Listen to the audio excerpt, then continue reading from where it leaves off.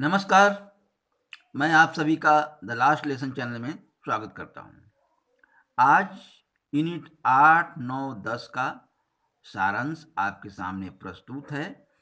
ये सारांश बहुत ही सरल तरीके से है और मैं समझता हूँ कि इससे बाहर कुछ भी नहीं आएगा। अगर आप इसको सही तरह से सुबह-सुबह देख लें, ध्यान कर लें, अपने आप को तरोताज़ा कर लेंगे तो अपने लिए बहुत बेहतर होगा। इससे बाहर आने की उम्मीद बिल्कुल नहीं है 8, 9, 10 से। इससे पहले थोड़ा-सा आप जो है 1 से लेके 7 तक को भी हल्की नज़र से देख लेंगे तो आपके लिए एग्ज़ाम के लिए काफ़ी फ़ायदेमंद होगा। तो आइए हम वीडियो शुरू करते हैं। देखिए, जो यूनिट 8 है, उसके हम सारांश को ही प्रस्तुत कर रहे हैं, ख़ास-ख़ास चीज़ों को ही। देखो, आंकड़ों का सारणीबद्ध निरूपण हमें करना है, यानी आंकड़ों का हमें प्रबंधन कैसे करना है, कैसे मैनेजमेंट करना है, इसको जानना है। अगर जैसे मान लीजिए कि किसी क्लास में जो है 10 स्टूडेंट हैं, उनका मार्क्स अलग अलग है, तो उसको हम अगर आंकड़ों के रूप में प्रस्तुत करेंगे तो कैसे करेंगे। जैसे देखो आप, मैंने सबसे पहले इसको आप ऐसे करेंगे। अब यहाँ पर देखेंगे 30 की संख्या कितनी है, 1 है। ठीक है जी। 35 किसने जो है 35 अंक किसने लाए, मतलब कितने स्टूडेंट ने लाए, इसको देखना है। देखिए, ए है, 1 हो गया। और उसके बाद जो है 40 किसने लाए जी, 1 लाए। और उसके बाद 50 किसने लाए, 1 लाए जी। अभी उसके बाद आप यहाँ देखें, फिर 45 आ गया, यहाँ हो गया। अब देखिए 35 ये हो गया, 2 हो गया। और उसके बाद 40 भी 2 लोगों का आया है। फिर 50 देखिए, फिर 2 लोगों का आया है। और उसके बाद देखिए क्या कहते हैं कि 50 के बाद 45 भी 2 लोगों का आया है।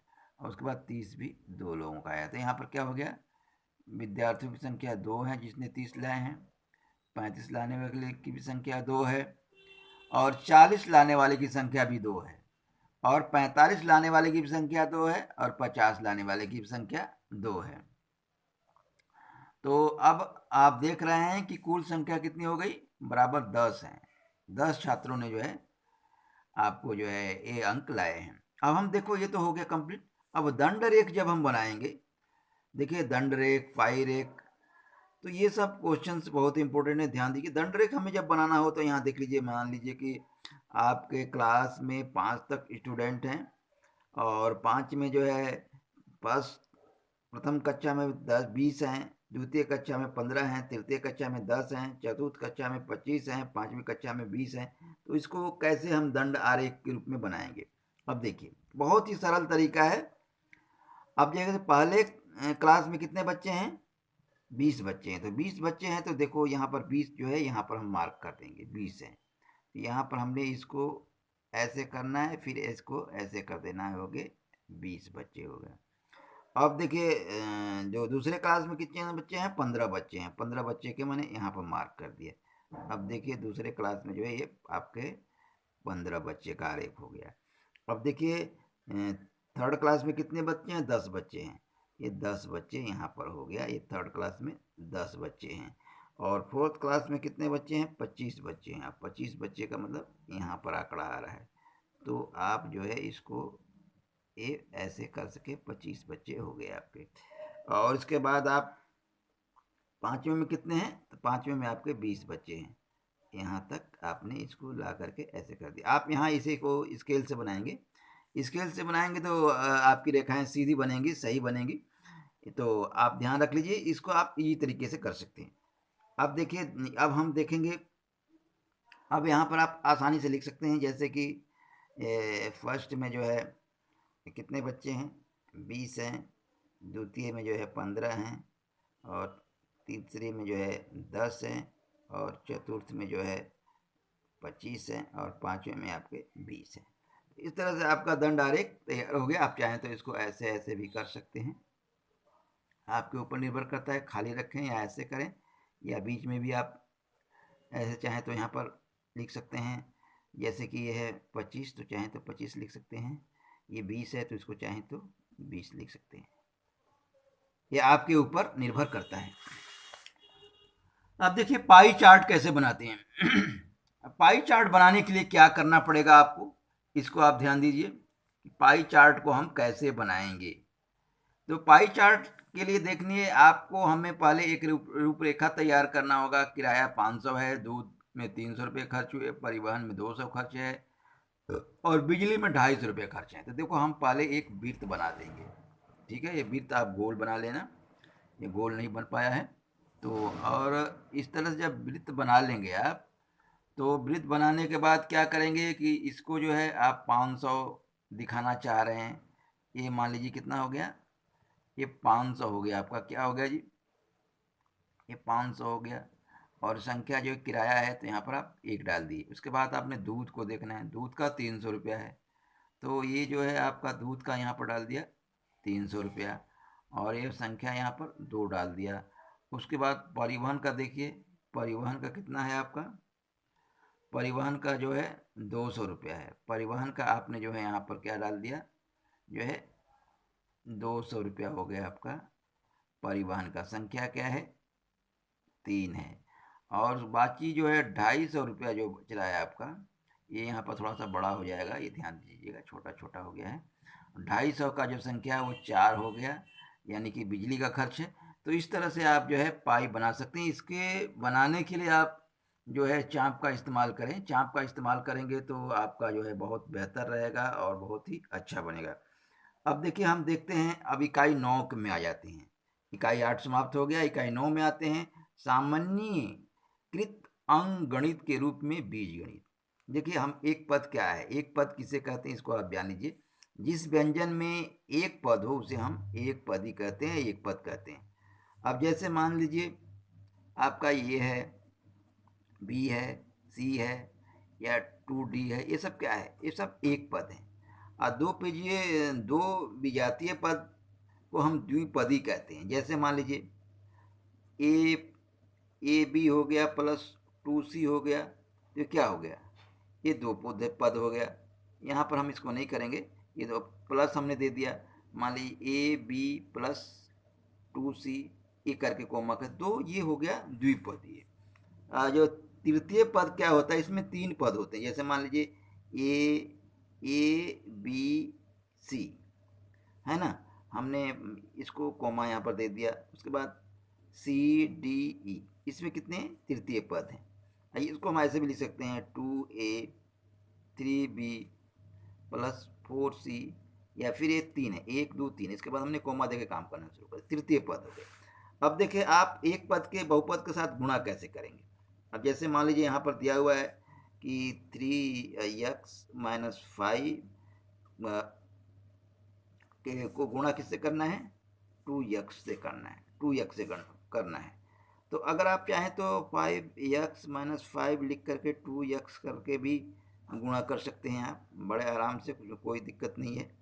और चाहें तो इस तरह से भी कर सकते हैं। जैसे आप मान लीजिए यहाँ पर आप गुणा करें, देखिए कैसे होता है। 2x का बड़े आराम से हम गुणा कर सकते हैं, है ना। यहाँ पर क्या है, यहाँ पर जो है ये 3 है, ये जो 3 है। अब देखिए मान लीजिए 2x से जब गुणा करेंगे तो क्या हो जाएगा, 5 टू जाएगा 10x हो जाएगा। ठीक है। अब ये जो है आपका, जब यहाँ से करेंगे 2x गुणे 3x से, तो ये क्या हो जाएगा 36x²। डायरेक्ट भी आप कर सकते हैं, चाहे तो ऐसे भी कर सकते हैं, जैसे 3x गुणे 2x माइनस 5 गुणे 2x। और उसके बाद जो है आप जो है 3 गुणे 2 कर देंगे, फिर आपको x गुणे x हो जाएगा, फिर माइनस जो है 5 गुणे 2x हो जाएगा, तो 2 गुणे x हो जाएगा। तो आप इस तरह से आप जो है देख रहे हैं, आपकी 3 दुना के 6 हो गया, x हो गया, x² हो गया, फिर माइनस का चिन्ह डाल देंगे। 5 गुणे 2 10 हो गया, फिर यहाँ पर x है, तो ऐसे भी आपका गुणन हो सकता है आसानी से। अब देखिए हम देखते हैं कि हम इसमें जो है भाग कैसे देंगे। भाग देने का तरीका भी बहुत इजी है। जैसे कि मान लीजिए यहाँ पर दिया हुआ है कि 2mn में 5mn का भाग देना है। अब जैसे मान लीजिए आपके पास ए है 20, AB है, इसमें आपको भाग देना है किससे, 5A से भाग देना है।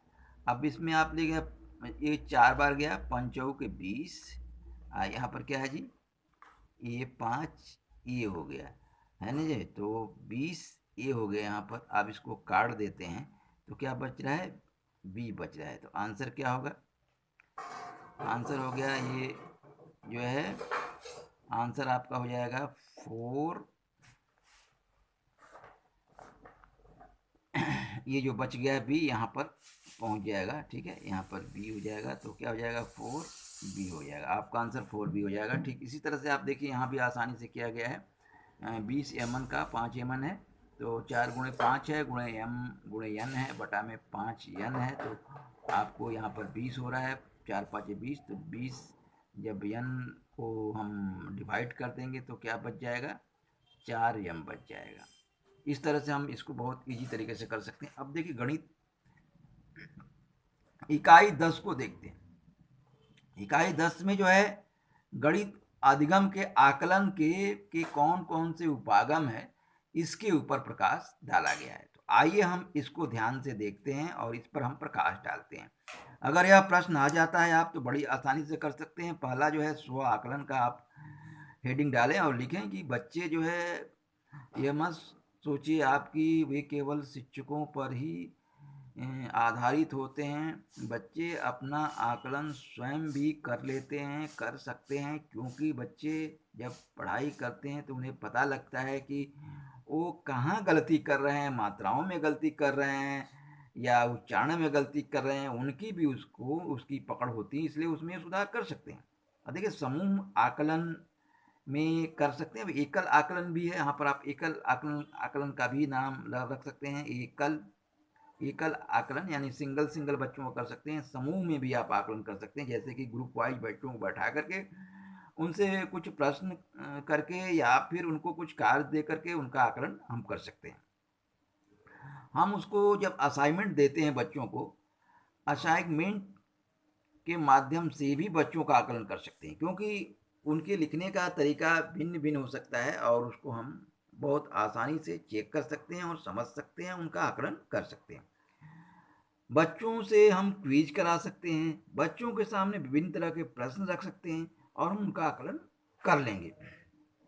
देखिए आकलन का जो सबसे बढ़िया विधि है वह है खेल। खेल के माध्यम से आप बहुत अच्छा आकलन कर सकते हैं।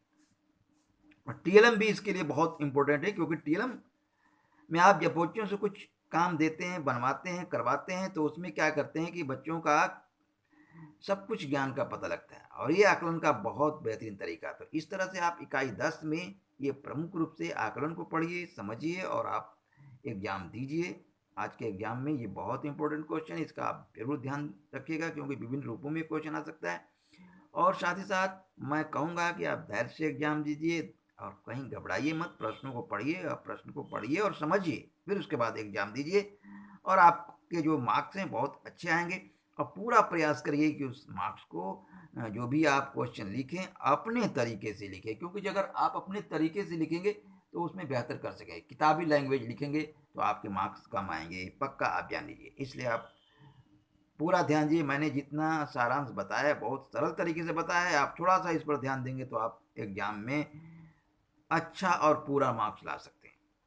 देखिए अभी तक आपने मेरे चैनल को सब्सक्राइब नहीं किया, जरूर सब्सक्राइब कर लें और साथ ही साथ लाइक करना बिल्कुल न भूलें। शेयर कर दें अपने दोस्तों को भी, ताकि वो भी इसका अध्ययन कर सकें और आखिरी वक्त में अच्छा प्रदर्शन कर सकें एग्जाम में। मैं यही चाहूँगा आप लोगों से। तो इस वीडियो में इतना ही। जय हिंद, जय भारत।